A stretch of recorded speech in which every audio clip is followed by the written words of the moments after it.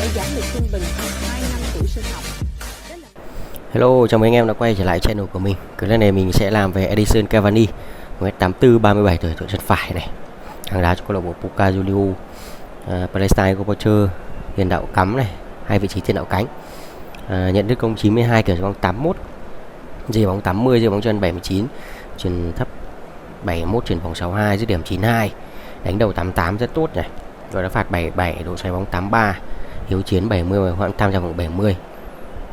Tốc độ 84, tăng tốc 87, lực sút 90, bật nhảy 83, va chạm vật lý 79, độ cân bằng 72 và thể lực 79. Tần sử dụng trong luận là thỉnh thoảng độ sát độ cao, bình thường, khá nhất là bình thường luôn. Ở đây sẽ có một điểm cộng 2 điểm booster nhá. Nhận được công này, kiểm soát bóng điểm và tăng tốc. Ở đây mình còn một cái booster nữa mình còn chưa nâng luôn anh ạ.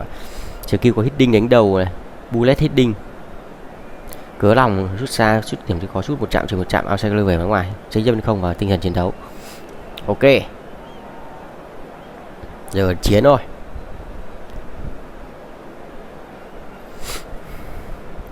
Con hàng này ngon đấy.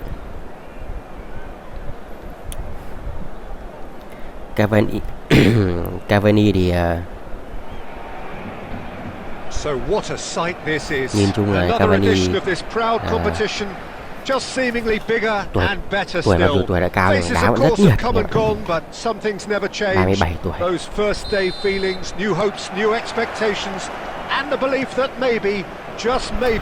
Hiện tại vẫn đang đá cho Boca Juniors ở Argentina. Cavani.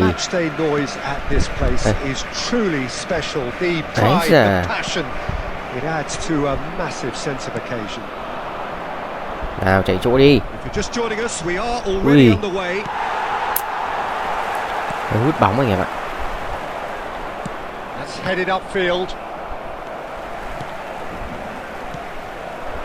Cavani. Final ball not quite right and his teammates are irritated Hay rồi, Cavani. Chuyển hơi rồi nha. Cuts out the pass. Barcelona looking to pass their way through. Ôi, đội bạn cũng có Cavani. Hay quá. Con hàng này thì mình làm nhiệm vụ xong thì mình sẽ được quay free một thẻ gọi là Big Time luôn đấy. Thẻ này là thẻ sâu tham chứ nhầm. Boca Juniors still without a single shot on target. Excellent challenge there, uncompromising. Alexander-Arnold. Now it's Ferran Torres. Oh, that's fabulous. Hay. So Jim, who would you identify as the key man in this fixture? Yeah, Edinson Cavani. He's a top-class finisher, Peter. There's no doubt about that. But it's his clever movement off the ball that gives him the chances to Ui rồi. finishes away in the first place. Chuyển xuống mà nào. He's a big physical presence too, so I'd expect him to make a big attacking contribution no matter what his team's tactics are today. Yeah, I'm inclined to agree. Timber. Chuyển hơi lỏng này.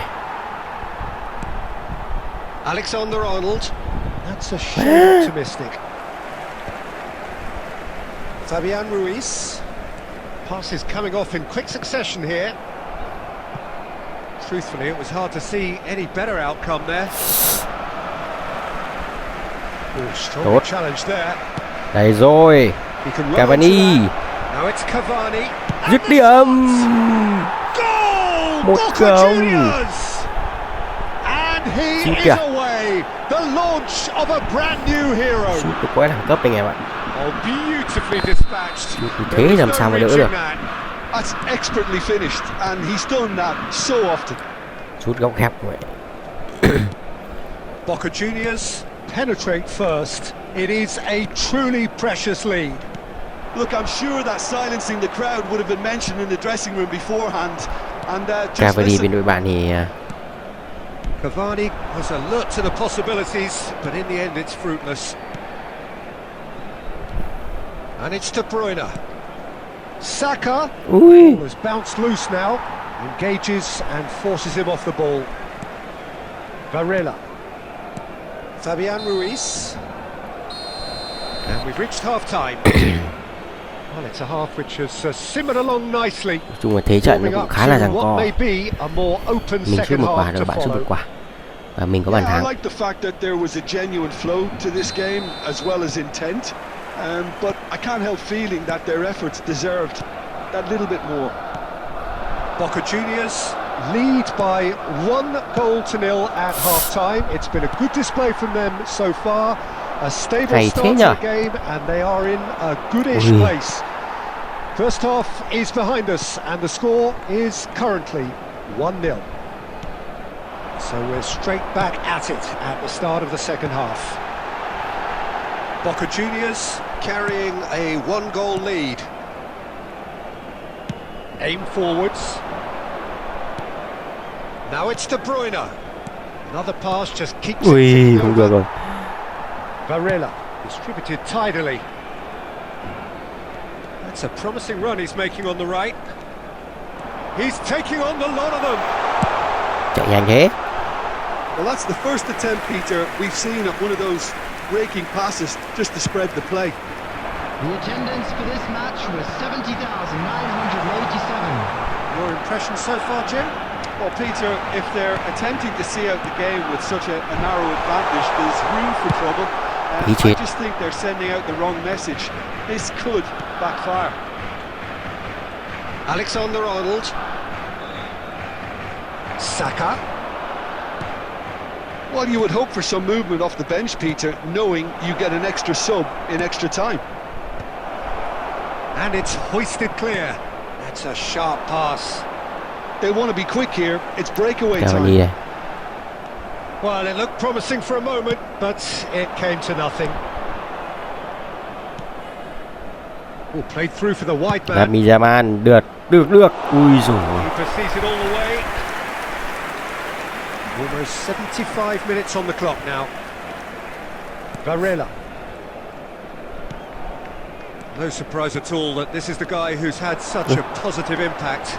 Well, cứ để vượt qua dễ dàng ấy. your side is reassuring because the rest of the team knows he can make his influence felt at any stage. It's simply part of his package.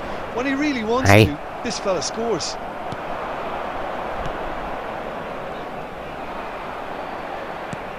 Alexander-Arnold. Now it's De Bruyne. Trời ơi, sao lại chuyền về?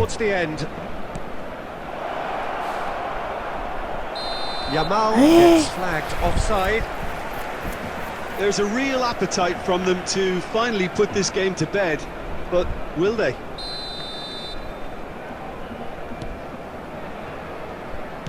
Varela.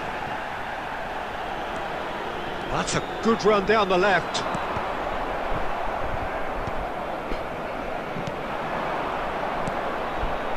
Hay chưa? De Bruyne is wide and looking to get onto this.